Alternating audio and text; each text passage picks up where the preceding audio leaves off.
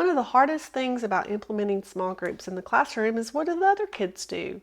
In today's episode, I'm going to share with you my center rotation signs, how I use them, and how you can too. So stay tuned.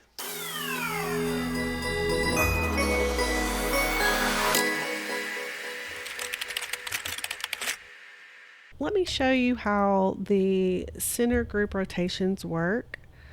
I used it as a digital rotation. It made it a lot easier for me. In my classroom, I could screencast my Chromebook up on the TV where students could see the chart. So let's say that I had 4 groups and I only had 2 rotations.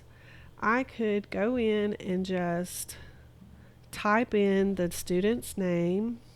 So let's just say student number 1, student number 2, student number 3, student number 4. So let's just say these were my students. And then I wanted them to go to the iPad and read words. So then I could just put this on the rotation chart like this, and they would know that their first rotation they're going to iPads, the second one they're going to read words. And then I would just complete this for the rest of the class. The next one would be where they would come see me, so they're with the teacher, and maybe they're going to do buddy reading. They would look on the chart and know where to go. And I would also have in my classroom, I would have these labeled where students would know this is where you would find read words, this is where you would get your iPad, or this is where buddy reading is, so they would know exactly where to go. Depending on how many kids you have, how many kids are in each group, I've got 3 rotations of 4 groups. I've got 4 rotations of 4 groups. I have different options, but then I also have it to where you can create your own. I also have timers that I would display.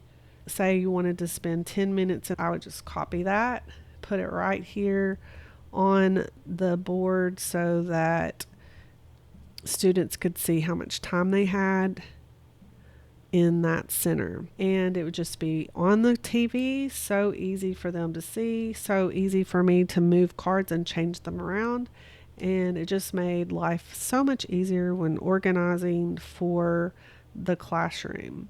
If this bothers you because you want that to fill the whole box, then you could also use these cards. Makes it where it fits better. I've got that option as well. So hopefully this helps you with just how I do the rotations and how I use the cards. If you like this video, be sure to share it, like it, subscribe, and hit that bell so you're notified when I put out a new video. Thank you for watching, and I'll see you next time.